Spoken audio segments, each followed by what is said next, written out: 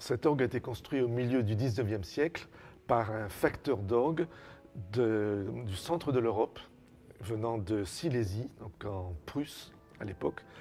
Il s'appelait Jules Heyer et il a une destinée assez originale puisqu'il est venu à Paris, puis à Quimper, entraîné par un grand facteur d'orgue, Cavaillé-Coll, pour travailler à l'orgue de la cathédrale de Quimper.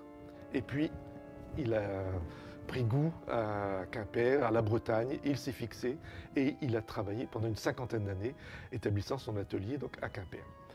Et en 1852, les vieux prêtres de Saint-Paul-de-Léon, de l'institution Saint-Joseph, sont venus faire appel à lui pour leur construire un petit orgue à tuyaux. Je dis petit parce qu'à l'époque, il n'avait que la moitié des jeux qu'il a actuellement. Donc le reste était prévu simplement, mais ça n'a pas été posé. Et puis, une vingtaine d'années après, les vieux prêtres en ont eu assez de leur orgue à tuyaux et ils ont décidé de le vendre.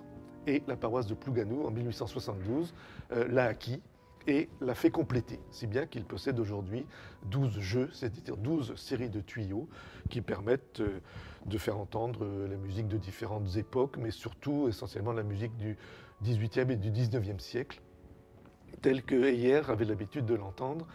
Et surtout, cet orgue possède les particularités de la facture d'orgue du centre de l'Europe, c'est assez étonnant, également les sonorités qu'on pouvait entendre, disons, dans la Pologne occidentale actuelle. C'est vraiment très étrange d'avoir ça aujourd'hui.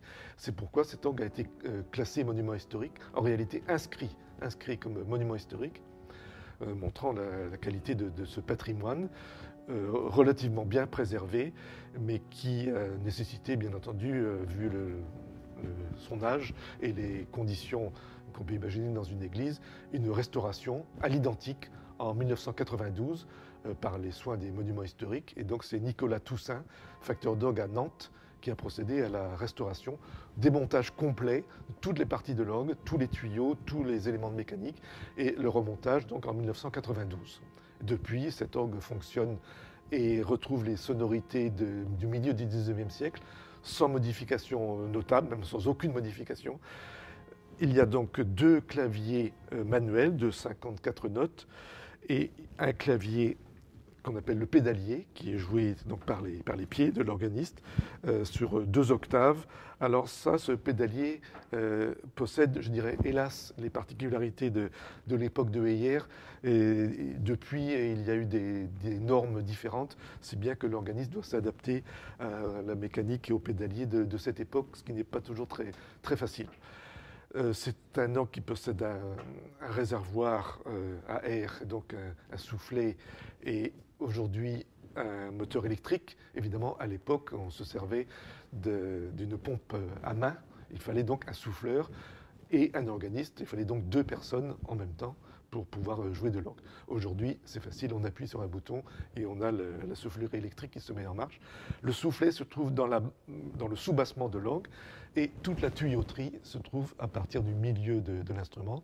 Entre les deux, il y a des parties très importantes qu'on appelle le sommier. Ce sont de grandes caisses en bois qui contiennent de nombreux compartiments qui sont très étanches. Donc il y a la colle et des pots de mouton pour empêcher toute fuite d'air. Tout cela est sous pression et cela permet à l'air d'arriver dans le tuyau lorsque l'on joue une note et lorsque le jeu est tiré. Il y a 11 séries de tuyaux pour les 2 claviers manuels et il y a une série de tuyaux pour la pédale, des gros tuyaux en bois qui permettent de renforcer la basse. Cet orgue a la particularité d'avoir les claviers sur le côté de l'instrument, ce qui permet à l'organiste d'avoir une bonne visibilité de la nef, de ce qui se passe dans le chœur, pour pouvoir jouer son rôle d'accompagnant d'office, mais également lors de concerts. Il est facile d'accompagner une chorale, on la voit bien. C'est donc une particularité de Heyer qui a fait quelques orgues de ce type-là avec ce qu'on appelle une console. La console, c'est l'ensemble des dispositifs, des mécanismes dont l'organiste se sert. C'est une console sur le côté.